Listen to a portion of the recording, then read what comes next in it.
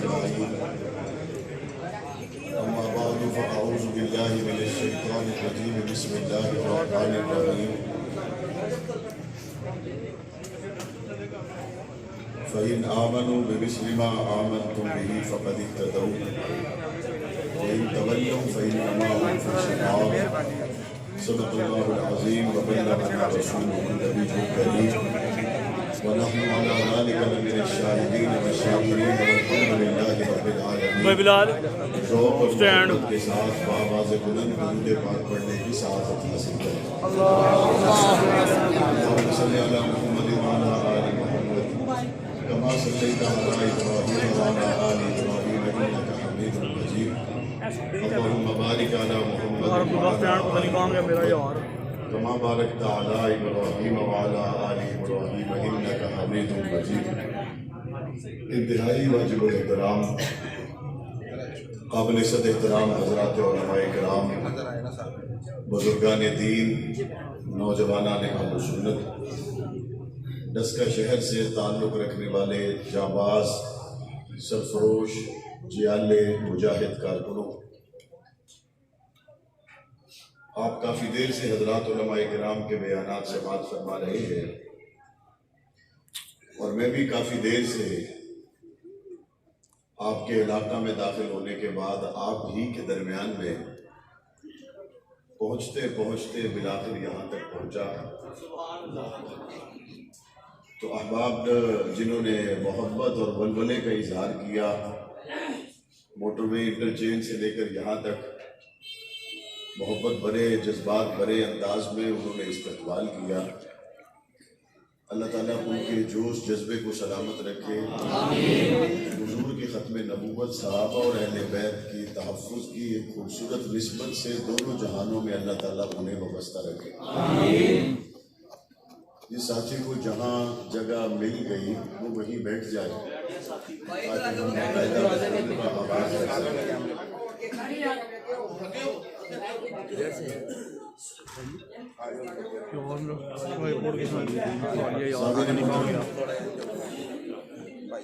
حضرات صحابہ کرام رضی اللہ عنہم امت اور نبوت کے درمیان میں وہ پہلا واسطہ ہے جنہوں نے حضور نبی کریم صلی اللہ علیہ وآلہ وسلم کو دیکھا اور دیکھنے کے بعد امت تک حضور کا نہ صرف یہ کہ حضور کی زبان سے جاری ہونے والا قرآن پہنچایا، بلکہ حضور کے 23 سالہ دن ہوں یا رات ہوں، حضور علیہ السلام مختلف کیفیات سے گزر کر، حالات اور واقعات سے گزر کر ان 23 سالوں میں جہاں جہاں جس جس جگہ پر پہنچے صحابہ کرام نے سارے ہی نقشے سینے میں محفوظ کر کے امت کو پہنچا دیے. سبحان اللہ، ماشاءاللہ. اور حضور علیہ السلام اپنی حیات طیبہ میں جتنا عرصہ روئے زمین پر رہے، صحابی بندہ نبی کا کلمہ پڑھنے کے بعد تو ان 23 سالہ حضور علیہ السلام کے مکہ اور مدینہ کے زمانہ میں کوئی ایک لمحہ بھی ایسا نہیں ہے کہ حضور صحابہ کے بغیر نظر آئے. یہ ضرور ہے کہ کہیں صحابہ کم، کہیں تعداد میں زیادہ، لیکن جانثاروں میں، وفاداروں میں، ہر جگہ پر نظر آنے والوں میں تھے تو حضور کے صحابہ تھے. پھر کبھی ایسا وقت آتا ہے جب اپنے ہی مخلص کارکنوں میں سے کسی ایک کا انتخاب کرنا پڑتا ہے. کبھی ایسی سٹیج آتی ہے، ایسا مرحلہ آتا ہے کہ اپنے ہی دوستوں میں کسی ایک کو لے جانا پڑتا ہے. ایسا مرحلہ آتا ہے کہ مشکل ترین حالات میں کسی ایک کو ہی وہاں پہ ٹھہرانا پڑتا ہے. تو پاک پیغمبر نے جب کسی ایک کو ٹھہرانا تھا اس کے لیے انتخاب علی کا کیا، اور جس ایک کو لے جانا تھا اس کے لیے انتخاب ابو بکر صدیق کا کیا.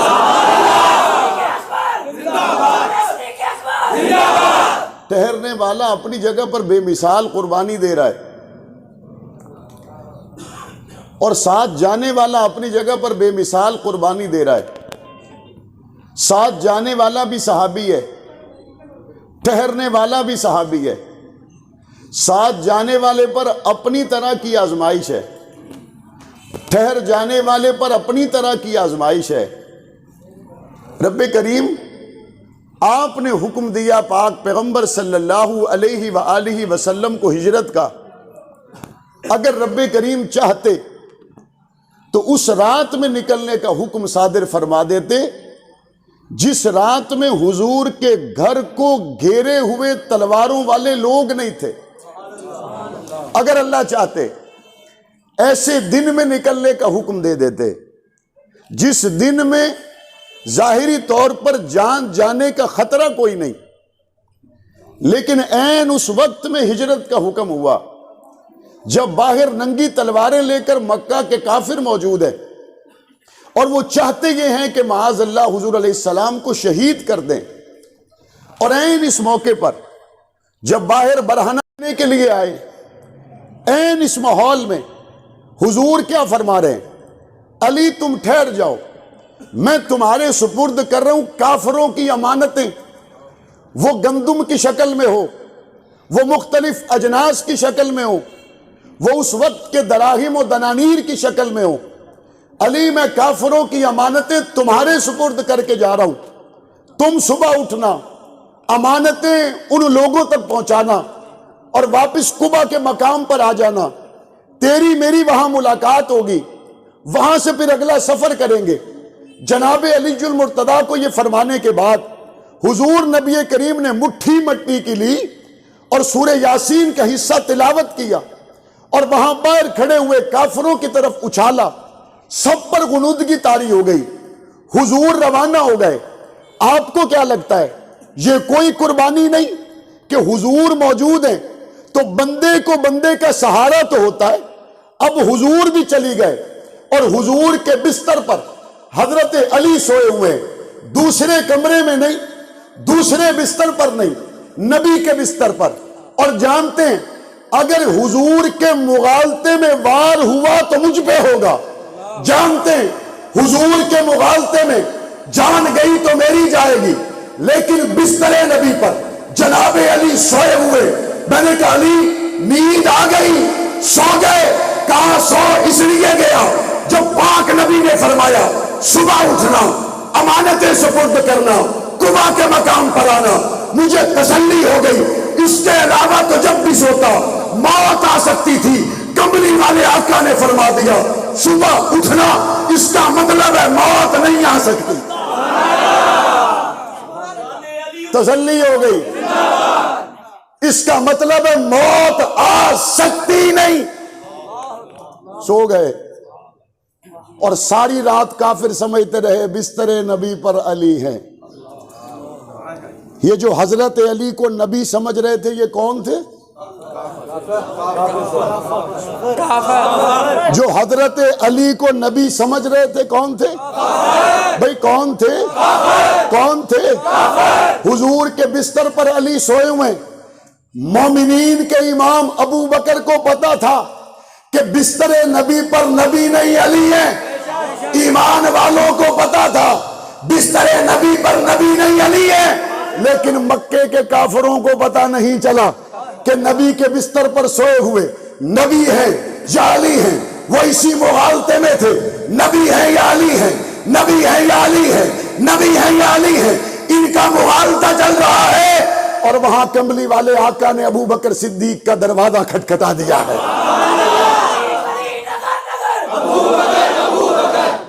حضور پہنچے، دروازہ کھٹکھٹایا، ابو بکر صدیق کو ساتھ لیا اور سفر شروع کر دیا۔ علی سوئے ہوئے اور صدیق اور نبی جاگے ہوئے۔ علی سوئے ہوئے، یہ دونوں ساتھ جا رہے اور چلتے جا رہے چلتے جا رہے۔ ابو بکر دوڑ کر آگے پیچھے دائیں بائیں چلتے۔ ابو بکر انداز بڑا نرالا ہے، کبھی دوڑ کے آگے پیچھے دائیں اور بائیں۔ کہا یا رسول اللہ مکہ سارا دشمن ہے تے پہرے دار میں کلا۔ جدوں دل چ گل آندی ہے نا ادھروں حملہ نہ ہو جاوے تے میں دوڑ کے ادھر ہونا، آقا میرے سینے تے نیزے دا وار ہوئے تو انو آنچ نہ آوے۔ جب اندازہ کبھی خدشہ ہوتا ہے دشمن اس طرف سے نہ آ جائے، دوڑ کے ادھر ہوتا ہوں، حملہ ہو تو مجھ پہ ہو، آپ پر نہ ہو جائے۔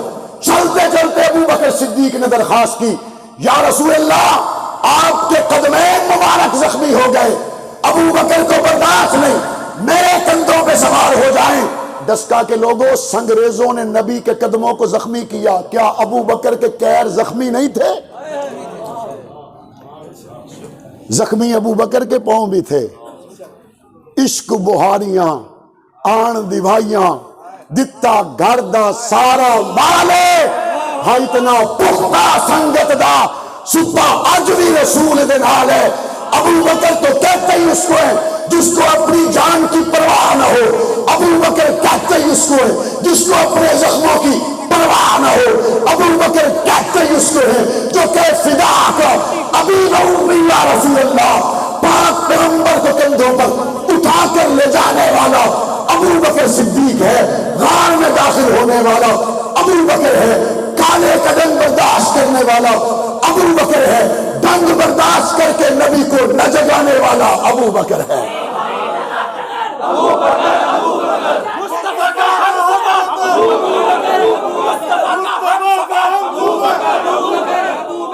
توجہ، علی پہلے سوئے ہوئے تھے، علی پہلے سوئے ہوئے تھے، غار میں پہنچ کر نبی بھی سو گئے۔ ابو بکر نہیں سویا، ابو بکر نہیں سوئے، جاگتے رہے۔ دسکا دے لوگو پلوان پما گجرا والے دا بھی ہوئے، یک دم دھماکہ ہو جاوے نا تے تراؤ نکل جاندے نے بندیاں دے، جڈا تگڑا بندہ ہوئے، جنیاں ٹریننگاں کیتیاں ہون، یک دم کھڑاک ہو جاوے تے بندہ ایک باری، میں قربان ابو بکر، یک دم ڈنگ لگا پھر بھی نہیں ہلا۔ ڈنگ کوئی بتا کے آتا ہے، یک دم ڈنگ لگا پھر بھی نہیں ہلا۔ پہرہ مصطفیٰ پہ ڈنگ لگا، رب نے کیا مل میں پاواں گا، سونے نبی دی وجہ تو ڈنگ کھان آ لیا، آج دا ہنجو حضور دے پیرے دے وچ گرے گا تے زمین نہیں چوسے گی، مصطفیٰ دے روح تے گرے گا۔ اب حضور بیدار ہوئے، کیا ہوا ابو بکر؟ فوراً سے نہیں بتلایا میرے پاؤں پہ ڈنگ لڑ گیا، نہیں مینوں سپ نے کٹ لیا، نہیں، اس وقت بھی کیا کہا، میرے ماں باپ تواڈے تے قربان ہون، عزت اور احترام والے آقا میرے پاؤں پہ ڈنگ لگا ہے۔ ابو بکر نے پاؤں نہیں ہٹایا، ڈنگ برداشت کیے، حضور کا پہرا دیا، حضور روانہ ہوئے۔ لمبا عنوان ہے، میں مختصراً عرض کر رہا ہوں۔ حضور مدینہ کے قریب قبا کے مقام پر پہنچ کر رک گئے، مدینہ سے لوگ ملنے کے لیے آئے، کوئی نبی کو صدیق سمجھ کے ملا، کوئی صدیق کو نبی سمجھ کر ملا۔ میں نے کہا یا اللہ، مکے سے چلے تھے تو بھولا کوئی نہیں، مدینے میں پہنچے جنہوں نے پہلی مرتبہ ملنا ہے وہ بھولنے لگ گئے، تو سمجھ میں یہ آیا 3 دن اور 3 رات تک غار میں جب ابو بکر کا رخ حضور کے رخ کے سامنے رہا، اللہ نے اسے اتنا چمکدار کر دیا، مدینے کے لوگ بھول گئے نبی کون ہے، صدیق کون ہے۔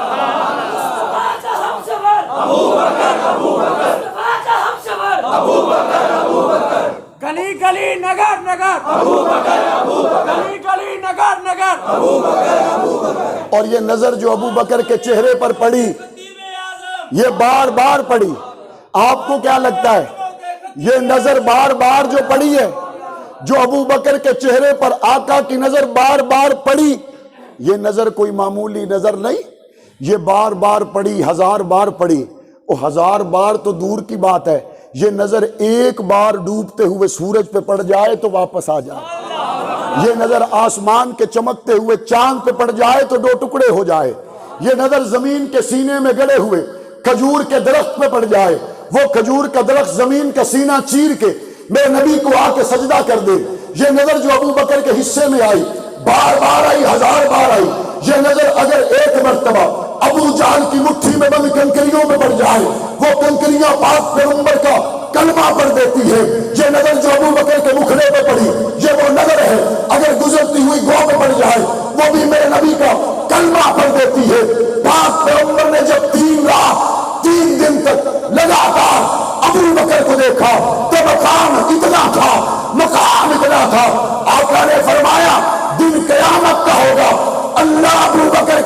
جنت کے سارے دروازے کھول دے گا۔ حضور قبا کے مقام پر پہنچ کے رک گئے۔ یا رسول اللہ مدینے چو بندے آ رہے نے، بندے تو انو ویکھن لئی بے قرار نے، چلیے تشریف لے آؤ۔ فرمایا نہیں، میں اتھے علی دا انتظار کر رہے ہیں، میں یہاں علی کا انتظار کر رہا ہوں۔ میرا وجدان یہ کہتا ہے حضور کو پتا تھا کہ مکہ والے جانتے ہیں میرا ابو بکر اور علی سے تعلق کیا ہے، مکہ والوں کو پتا ہے میرا ابو بکر اور علی سے تعلق کیا ہے۔ اور یہ تعلق ہی تو تھا جب صبح حضور کے بستر پر جناب علی اٹھے تو ابو جہل نے پوچھا حضور کہاں ہیں؟ انہوں نے کہا جہاں جانا تھا چلے گئے۔ انہوں نے کہا کہاں گئے؟ انہوں نے کہا جہاں جانا تھا وہیں گئے ہیں۔ انہوں نے کہا اینا نال گل نہ کرو، پتہ کرو ابو بکر گھر ہے وے یا کوئی نہیں، پتہ کریں ابو بکر گھر ہے یا نہیں ہے۔ پاک پیغمبر صلی اللہ علیہ وآلہ وسلم نے قبا کے مقام سے جب آگے سفر شروع کیا تو ابو بکر اور علی کو ساتھ لے کر شروع کیا یا نہیں؟ بولو، دونوں کو ساتھ لے کر کیا یا نہیں؟ مدینے آلے نو پہلے دن دس دیتا، مدینے آلے ویخ لو مصطفیٰ جو مدینے چائے نے تے ابو بکر بھی میرا ہے تے علی بھی میرا ہے۔ بتایا یا نہیں بتایا؟ اب اگلی بات عرض کر رہا ہوں، میں نے ابھی نماز عصر ادا کرنی ہے۔ بات اتنی ہے، حضور مکہ سے روانہ ہوئے تو کافروں کی امانتیں کن کے سپرد کر کے گئے؟ حضرت علی کے۔ حضرت علی کو اہل سمجھا اور حضور دنیا سے گئے تو کافروں کی نہیں، مسلمانوں کی نمازیں کس کے سپرد کر کے گئے؟ کس کے سپرد کر کے گئے؟ حضور نے کافروں کی امانتوں کا لحاظ کیا تو کیا حضور نے مسلمانوں کی نمازوں کا لحاظ نہیں کیا؟ اگر حضور سمجھتے دن کو علی امانتیں سپرد نہیں کر سکے گا، حضور کبھی علی کے ذمے نہ لگاتے۔ اور اگر حضور سمجھتے میرے مصلی پہ ابو بکر مومنوں کی نمازوں کی حفاظت نہ کر سکے گا، ابو بکر کے علاوہ حضور کسی اور کو کھڑا کر دیتے۔ حضرت ابو بکر صدیق کو مصلی دینے والے کون ہے؟ کون ہے؟ کون ہے؟ حضور علیہ السلام کی حیات طیبہ میں حضرت ابو بکر صدیق نے ایک روایت کے مطابق 17 اور ایک روایت کے مطابق 21 نمازیں پڑھائیں۔ اور حضور علیہ السلام نے ایک مرتبہ حجرے کا پردہ ہٹایا، دیکھا ابو بکر مصلی امامت پر ہیں اور پیچھے کھڑے ہوئے ڈسکا کے مسلمان نہیں، پیچھے کھڑا ہوا خطاب کا بیٹا عمر ہے، پیچھے کھڑے ہوا میں حضور کا دوہرا داماد عثمان ہے، پیچھے کھڑے ہوا میں حسن و حسین کے بابا علی ہیں، پیچھے کھڑے ہوا میں حضور کے چچا عباس ہیں، پیچھے کھڑے ہوا میں حسن و حسین ہیں۔ حضور نے دیکھا تو حضور مسکرائے۔ قریب تھا کہ صحابہ حضور سے محبت میں نماز توڑ کے حضور کے گلے لگ جاتے۔ حضور نے حجرے کا پردہ گرا دیا اور حضور مسکرائے کیوں؟ حضور اس لیے مسکرائے کہ میرے ابو بکر کے پیچھے ساری امت اکٹھی ہے، میری امت کے پیچھے، میرے ابو بکر کے پیچھے ساری امت اکٹھی ہے۔ اے مصطفیٰ، اے کمبلی والے آقا، آپ کے مسکراتے ہوئے چہرے کی قسم 1400 سال کے بعد آج بھی امت ابو بکر کے پیچھے اکٹھی ہے۔ بریلوی آج بھی ابو بکر صدیق پر اکٹھے ہیں، دیوبندی آج بھی ابو بکر صدیق پر اکٹھے ہیں۔ بریلوی دیوبندی اہل حدیث سے نکل کر حنفی، شافی، حنبلی، مالکی، دنیا کا ہر مسلمان آج بھی ابو بکر کے پیچھے اکٹھا ہے، ساتھ ہے۔ آج بھی ابو بکر کے پیچھے نمازیں ادا کر رہا ہے، آج بھی ابو بکر کو امام مانتا ہے، آج بھی ابو بکر کو دل اور جان مانتا ہے، آج بھی ابو بکر کے لیے تختہ دار پہ چڑھنا، گالی کھانا، بچوں کو یتیم کروانا اپنے لیے باعث سعادت سمجھتا ہے۔ جب تک جان میں جان ہے، مسلمان نہ علی کو چھوڑ سکتا ہے نہ ابو بکر کو چھوڑ سکتا ہے۔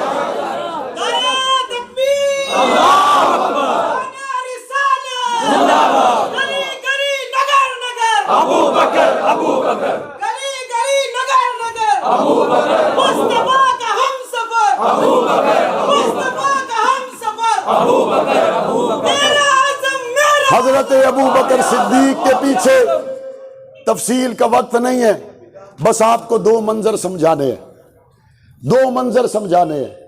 پہلا منظر حضور کی حیات طیبہ میں حضرت ابو بکر نماز پڑھا رہے ہیں، پیچھے عمر، عثمان، علی، حسن و حسین ہیں یا نہیں؟ اور ابھی واقعہ فدق ہوا؟ ابھی واقعہ فدق ہوا نہیں۔ میں نے کہا آؤ، حضرت ابو بکر کے پیچھے عمر، عثمان، علی، حسن و حسین کھڑے ہیں، ابھی واقعہ فدق نہیں ہوا، حضور کے بعد واقعہ فدق ہو گیا۔ آؤ تلاش کریں، مصلی کے امام ابو بکر ہیں، پیچھے کھڑے ہوئے اب کم تو نہیں رہ گئے، تو فدق کے بعد بھی نظر آتا ہے، پیچھے کھڑے ہوئے عمر ہیں، عثمان ہیں، علی ہیں، حسن ہیں، حسین ہیں۔ پہلے بھی اعتماد ہے، بعد میں بھی اعتماد ہے۔ پہلے بھی حضور کے مصلی کے وارث ابو بکر کے پیچھے کھڑے، فدق کے بعد بھی مصلی کے وارث ابو بکر کے پیچھے کھڑے۔ فدق سے پہلے بھی ابو بکر امام ہے، فدق کے بعد بھی ابو بکر امام ہے۔ اور اسی لیے تو جنازہ فاطمہ کا تھا، علی نے کہا مصلی پہ ابو بکر آئے گا، کیونکہ کملی والے آقا نے فرما دیا جس قوم میں ابو بکر موجود ہو کوئی اور مصلی پہ آ سکتا ہی نہیں ہے۔ فاطمۃ الزہرا کا جنازہ کون پڑھائے؟ کون پڑھائے؟ عمر، عثمان، علی کو نمازیں کون پڑھائیں؟ حضور کے مصلی کے وارث کون؟ حضور نے جن کو مصلی دیا کون؟ فتح مکہ کے بعد مسلمانوں نے کل 2 حج کیے۔ کتنے؟ ایک حجۃ الوداع جس کے امام آقا دو جہاں تھے، اور اس سے پہلے مسلمانوں نے جو تاریخ اسلام کا پہلا حج کیا، اس پہلے حج کے امام آقا نے ابو بکر صدیق کو بنا کے بھیجا۔ بھیجا یا نہیں بھیجا؟ کلمے تو بعد شیواں کنیاں نے، نماز، روزہ، حج، زکوٰۃ، تو 2 باتیں ہیں۔ نماز کا امام ابو بکر، حج کا امام ابو بکر۔ خاتون نے پوچھا یا رسول اللہ، اگر میں پھر کبھی آؤں اور آپ نہ ملے تو دین کی بات پوچھنی ہو تو کس سے ملوں؟ میرے نبی نے فرمایا جے میں نہ ملا تو ابو بکر نو مل لیں، میں نہ ملوں تو ابو بکر سے ملنا۔ حضور نے اشارے پورے دیے، نشانیاں ساری بتلائی، کہتے ہیں واقعہ قرطاس میں لکھوانے لگے تھے۔ میرا ایمان ہے اگر حضور لکھواتے تو اپنے بعد ابو بکر کو لکھواتے۔ حضور علیہ السلام نے دنیا سے جانے سے پہلے فرمایا میں نے تم میں سے ہر ایک کے احسان کا بدلہ دیا ہے، لیکن ابو بکر کے مجھ محمد پہ اتنے احسان ہیں، قیامت کے دن اللہ اس کو احسانوں کا بدلہ دے گا، میں محمد دنیا میں نہیں دے سکتا۔ آپ کے شہر کے اندر آج ہر چوک چوراہے میں فلیکس نمایاں ہیں، کوئی مسلم لیگ کا امیدوار ہے، کوئی تحریک انصاف کا امیدوار ہے، اور ہر ایک کہے گا جناب میں بن گیا تو جناب آپ کے فلاں فلاں ترقیاتی کام کرواؤں گا۔ ٹنیور پورا ہونے تو بعد بندے پوچھتے ہیں جی دسو پھر کام تا نہ ہوئے، وہ کہندا ادھے تا ہو گئے نے نا، کی کہندے نے ادھے تا ہو گئے نے نا، تو ایک باری ہور جتا ہوتے اگلے ادھے بھی کرا دیاں گے۔ لوگ یہ کہتے نہیں کہتے؟ آؤ صحابہ کے پاس چلے، صحابہ کرام بتائیں آپ نے آدھا دین پہنچایا یا سارا پہنچایا؟ یہاں سوئی گیس والا کہتا ہے، یہاں روڈ بنانے والا کہتا ہے کچھ ہو گیا کچھ باقی ہے۔ اوے آؤ صحابہ کے قدموں پہ چلیں، انہوں نے حضور کے وضو سے لے کے ہمارے آخری نماز جنازہ تک کا دین کیا ہے، ہمارے صبح اور شام تک کا کیا ہے۔ مجھے پتا ہے جب گرانٹیں منظور ہوتی ہیں ایئر کنڈیشن کمرے میں وزیر اعلیٰ سے بیٹھ کر، سیکٹری کے دفتر میں جائیں تو ایئر کنڈیشن، اپنی کار میں جائیں تو ایئر کنڈیشن، جگہ جگہ پر سلوٹ اور پروٹوکول، اور پھر جا کے ایک سڑک بنتی ہے۔ محمد کے صحابہ نے اے سیوں میں بیٹھ کر نہیں، گردن کا خون دے کے دین پہنچایا ہے۔ حضور کے صحابہ نے تختے دار پہ چڑھ کے محمد کا قرآن پہنچایا ہے۔ اس لیے ہمارا روز اول سے ایک فیصلہ ہے، پاکستان کے سیاستدانوں تم جتنے مرضی احسان کرو، لیکن مسلمانوں کے سب سے پہلے محسن صحابہ کرام ہے۔ صحابہ کرام ہیں یا نہیں؟ ہیں یا نہیں؟ ہیں گے نہیں؟ آج کیا ہوتا ہے ہماری پنجاب اسمبلی میں ایک رکن جن کا تعلق نون لیگ سے تھا، انہوں نے نواز شریف کے بیانیے کے خلاف ایک سٹیٹمنٹ دے دی تو فوری طور پر ان کا محاسبہ کیا گیا، اسمبلی کے اندر ان کا تمسخر اڑایا گیا۔ میں پوچھتا ہوں اگر کوئی ساری زندگی نواز شریف کے ساتھ رہے، اس کے صرف ایک بیان سے منحرف ہو جائے اور تم اس کو اپنی جماعت میں چلانے کے لیے تیار نہیں، جو حضور کے بعد ابو بکر کا منکر ہو جائے، جو حضور کے بعد عمر کا منکر ہو جائے، عثمان کا منکر ہو جائے، حضور کی ازواج مومنوں کی مائیں عائشہ صدیقہ کا منکر ہو جائے، نون لیگ والو فیصلہ تم نے کیا ہے، قائد کی ایک سٹیٹمنٹ کا منکر اگر جماعت کا غدار گردانتے ہو تم اپنے مطابق، تو پھر مسلمان کہنے میں حق بجانب ہیں، جو حضور کے دین کی مخالفت کرے، ایک کی کرے یا تین کی کرے، سب کی کرے یا کچھ کی کرے، وہ حضور کی جماعت کا وفادار نہ ہونے کی وجہ سے مسلمانوں کا حصہ رہتا حصہ رہتا حصہ رہتا رہتا مجھے یہاں آنے سے پہلے دوستوں نے بتایا کہ جی وہ الیکشن ہو رہا ہے، اور مجھ سے دونوں پارٹیوں کے ذمہ داران نے رابطے کیے کہ جناب وہ ذرا ساڈے واسطے کو پیار محبت، ساڈے واسطے کو پیار محبت، کو نرمی، کو پیار۔ 70 سال ہو گئے نے ملک نو بڑے نو، ڈسکے دیاں ساریاں گلیاں پکیاں نے، ڈسکے دے سارے روڈ پکے نے، سوئی گیس بجلی دے سارے مسئلے حل ہو گئے نے، سکول تے کالج بن گئے نے۔ جے 70 سال چ نہیں بنے تے 2.5 سالاں چ کیڑے بوٹے لگنے نے؟ گل تو صاف ہے نا، جے 17 سالاں چ نہیں ہوئے تے 2.5 سالاں چ کیڑے ہونے نے؟ میں نے دونوں سے کہا، اور میں نے کہا ڈسکا کے لوگ غیور مسلمان ہیں، وہ تم سے گیس نہیں مانگیں گے، وہ تم سے نالی نہیں مانگیں گے، وہ تم سے سکول نہیں مانگیں گے، لیکن جتھے حضور دی عزت دی گل ہوئے اتھے گونگے نہ بن جیا جے۔ جہاں حضور کی ختم نبوت کی بات ہو وہاں اپنی پارٹی کی لیڈرشپ کو نہیں، وہاں گنبد خضراء کو دیکھنا۔ جب فرانس کے اندر گستاخی ہوتی ہے اس وقت پارٹیوں کے منہ نہ دیکھا کرو، ابو بکر کی وفائیں دیکھا کرو۔ جو ہمیں جانتے ہیں وہ جانتے ہیں، پنجاب اسمبلی کے اندر حضور کی ختم نبوت کے عنوان پر جب سب زبانوں کو تالے تھے، اعظم طارق کا بیٹا بول رہا تھا۔ جو جانتے ہیں وہ جانتے ہیں، جب ساری زبانیں خاموش تھی، قوم کا بیٹا آج کے رسول ڈاکٹر عافیہ صدیقی کی رہائی کی بات کر رہا تھا۔ اور آج بھی کہتا ہوں، لاکھوں عمران خان ہو، لاکھوں نواز شریف ہو، لاکھوں زرداری ہو، ابو بکر صدیق کے جوتوں پہ قربان ہے۔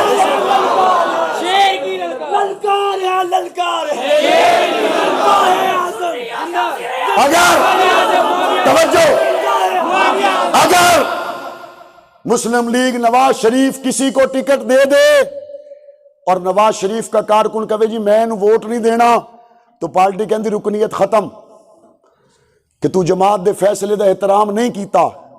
تحریک انصاف ٹکٹ دے دے اور پی ٹی آئی کے لوگ کہیں ایسی ووٹ نہیں دینا، وہ کہتے رکنیت ختم۔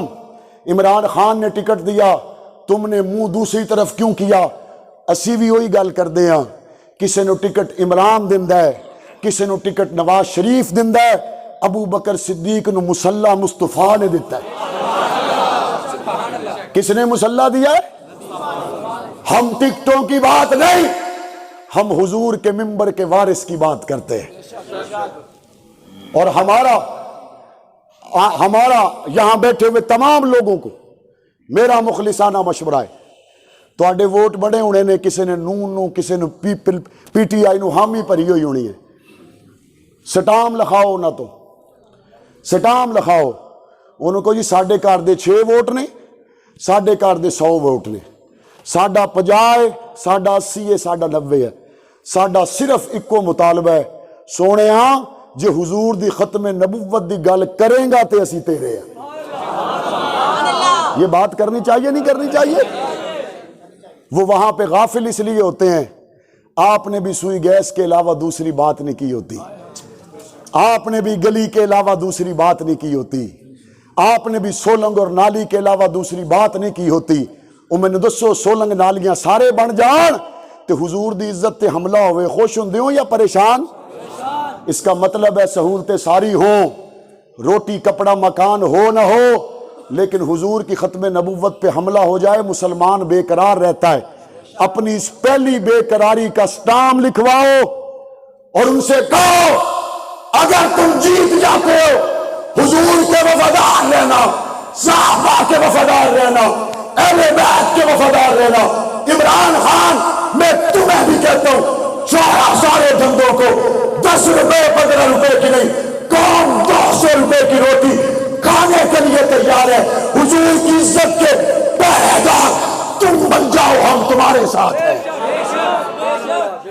کہتے ہیں جی قوم اکٹھی نہیں ہوندی, قوم کو اکٹھا کرنا ہو تو گنبد خضرا والی سرکار ہے, قوم کو اکٹھا کرنا ہو تو حضور کے مصلی کا وارث ابو بکر ہے. آپ نے دیکھا ہمارے وہ اہل حدیث اور بریلوی بھائی جن کا آپس میں شدید اختلاف اور دوریاں رہتی تھی, جب بات ابو بکر صدیق کی آئی اکٹھے ہوئے یا نہیں ہوئے؟ خان صاحب تو انہوں انہوں دے اکٹھے ہون تو کوئی گل سمجھ نہیں آئی.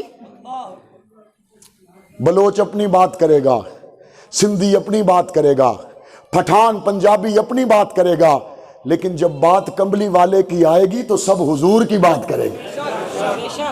یہ سٹام لکھوائیں گے, یہ تحریریں لکھوائیں گے, بالفرض تو انو ذہن چاہ جاوے یار اے گل نہ لکھوائیے سڑک لے لئیے تے سودا گھاٹے دا کیتا ہے, حضور دی گل چھڑ کے تے اٹاں دا سولنگ. عبد الرحمن ابن عوف سے پوچھا, عبد الرحمن جب ہجرت کی تو منظر کیا تھا؟ عرض کی یا رسول اللہ جدو میں سواری تے بیٹھے میری بیوی بھی نال سی, میرا بچہ بھی نال سی, میرا سسر آیا, اس نے کہا ہجرت تو کرے گا, ہماری بیٹی تیرے ساتھ نہیں جائے گی. میرے بھائی آئے, انہوں نے کہا سواری ادھر کر, دکان کا مالک ہمیں بنا, چابیاں دے دو. عبد الرحمن کہتے ہیں میں نے چابیاں بھی دے دی, منہ پھر بھی مدینے کی طرف تھا. تھوڑی دیر میں کہتے ہیں سسرال آ گئے, انہوں نے کہا بیٹی نہیں جا سکتی. اس کے بعد میرا باپ آ گیا, اس نے کہا عبد الرحمن ہجرت تو نے کی ہے, یہ تیرا بیٹا اور میرا پوتا, اس کو میں ساتھ نہیں جانے دوں گا. بیٹا بھی چلا گیا. عبد الرحمن پھر کیا ہوا؟ کہا منہ پھر بھی مدینے کی طرف تھا. پاک نبی نے پوچھا عبد الرحمن مجھ تک آتے آتے تیری بیوی بھی گئی, تیرا بیٹا بھی گیا, تیری سواری بھی گئی اور تیری جائیدادیں بھی گئی, تو کیا محسوس کر رہا ہے؟ عبد الرحمن نے کہا یا رسول اللہ تسی مل گئے تو سب کچھ مل گیا. ضرورت اس بات کی ہے اپنے گھروں میں حضور کے صحابہ کے تذکرے کرے, اپنے گھروں میں حضور کے جانثاروں کے تذکرے کرے, ختم نبوت کے عنوان کو ہمیشہ پہلے نمبر پر رکھے. اور ہم سمجھتے ہیں آج کے حکمران ہو یا آنے والے وقت کے حکمران ہو, وہ حاکم وقت ہمیشہ دلوں میں زندہ و جاوید رہے گا جو دنیا کے ساتھ صرف محمد کی محبت میں بھڑ جائے گا. مجھے بڑی امید ہے کہ آپ اس تقریر کو صرف سننے تک محدود نہیں رکھیں گے, اپنے گھروں میں حضور کے صحابہ کے تذکرے کریں گے, اپنی مسجدوں میں صحابہ کے تذکروں کے حلقے لگائیں گے, صحابہ ہمارے محسن ہیں یہ آنے والی نسلوں کو بتائیں گے. احسان کیا کلمہ پہنچانے والے کون ہیں, نماز پہنچانے والے کون ہیں, روزہ پہنچانے والے کون ہیں, حج پہنچانے والے کون ہیں, مکی زندگی پہنچانے والے کون ہیں, مدنی زندگی پہنچانے والے کون ہیں, ہمارے سب سے بڑے محسن کون ہیں, ہمارے سب سے بڑے محسن کون ہیں, حضور کے وفادار کون ہیں, حضور کے جانثار کون ہیں, بدر میں جانے والے کون ہیں, عہد میں جانے والے کون ہیں, حدیبیہ میں جانے والے کون ہیں, کبھی نہ ساتھ چھوڑنے والے کون ہیں, گھروں کو چھوڑنے